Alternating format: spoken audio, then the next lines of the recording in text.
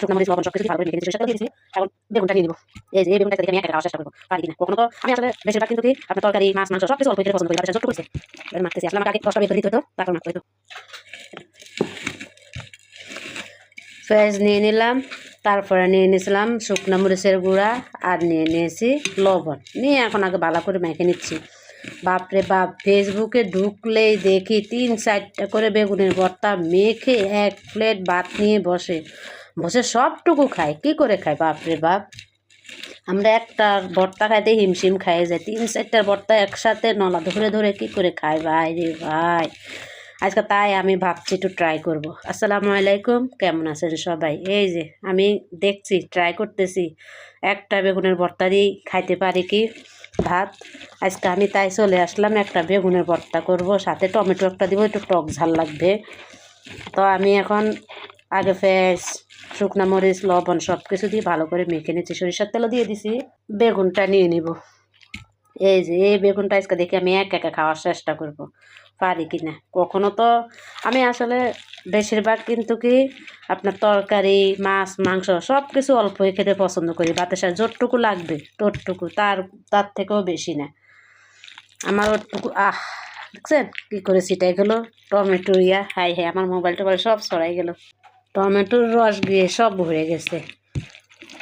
মাখতেছি, আসলে আমাকে আগে রসটা বের করে দিতে হতো, তারপর মাখতে হতো। কালকে এভাবেই আমি কিন্তু ভর্তা করেছিলাম ভিডিও করার জন্যে। আমি মনে করেছি ভিডিও চালু করেছি, এই তো আমি সুন্দর মতন বেগুনের ভর্তা করে ধনিয়া পাতা টাতা দিয়ে সুন্দর করে ভর্তা মেখে তারপরে ভাত নিয়ে বসে গেলাম খাওয়ার জন্যে। খাওয়া দাওয়া সব শেষ, যখন ভিডিও দিতে যাব তখন দেখতে পাচ্ছে যে যা আমার ভিডিওই তো নেই। আমি ভিডিও চালুকরণ ছাড়াই আমি মানে খাওয়া দাওয়া শুরু করে দিয়েছি, আর ভিডিওটা খুঁজে পাইনি।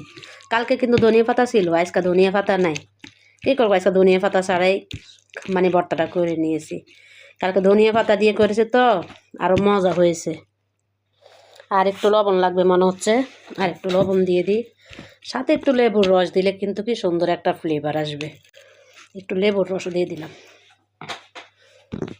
মাখিয়ে আবার মানে ভর্তা করা দেখলে না মুখে পানি চলে আসে, মানে যে ভাত আর নিই না, ভর্তাটাই খাওয়া শুরু করি। আসলে ভর্তা ডলতে ডলতে গাছ উঠে গেছে, তাই একটু ক্যামেরাটা অফ রাখছিলাম। তো এই যে ভর্তাটা হয়ে গেছে, আবার একটু ভাত নিব, এটা এক সাইড করি। আমি তো আবার ভর্তার পাগল, ভর্তা থাকলে আমার পাশে। আমি মাছ রান্না করেছি টমেটো দিয়ে, বাটা মাছ, আর পাশাপাশি কালকে ইলিশ মাছের তরকারি আছে, সিম দিয়ে রান্না করেছি। কিন্তু আজকে আমি ওসব খাবো না, বললাম না ভর্তা থাকলে আমার আর কিছু লাগে না।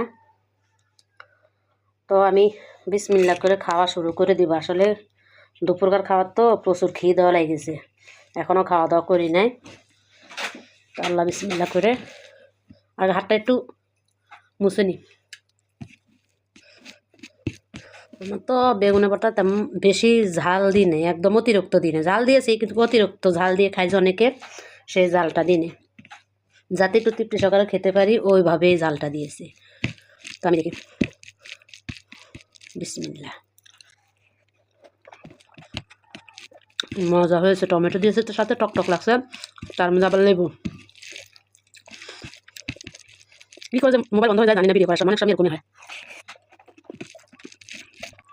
মোবাইলের সামনে খাইতে বসতে যদি শব্দ নাও করি তাও কেমন একটা জানি শব্দ হয়, অথচ মুখ খুলে একটু শব্দ করেও খাই না, সুন্দর মতো খাই, কিন্তু খাওয়ার সময় কেমন একটা লাইনকে শব্দ হয়। আমার নিজের কাছেই খারাপ লাগে যখন ভিডিওতে শব্দ শোনা যায়।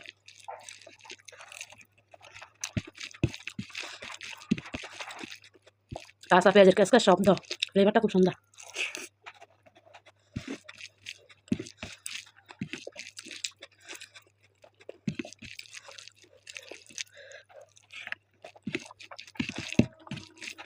দেখি খাইতে পারি কি, সবটুকু ভর্তা খাওয়ার চেষ্টা করতেছি, কিন্তু আমার অতিরিক্ত কোনো কিছুই ভালো লাগে না।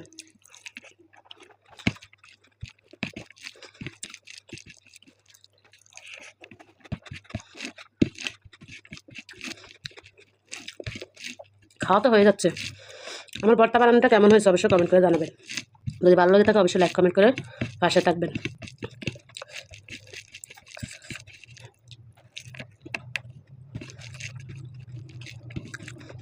ভর্তা করেছে তো হাতের উপর টুকু লেগে গেছে, ওই হাতেই বসে গেলাম খাওয়া দাওয়া করতে।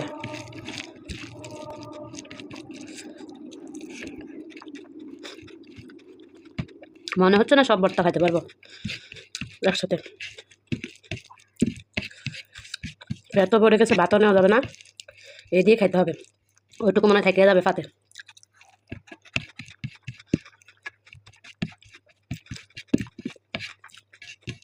যাক, ওইটুকু আবার পরে ভাত দিয়ে খাওয়া যাবে। মাছ এক টুকরা বা মাংস 2 টুকরো হলে আমার খাওয়া সুন্দর মতো হয়ে যায়, প্লেট ভর্তি করে খেতে পারি না। দেখছেন ভর্তাটুকু থেকে গেছে।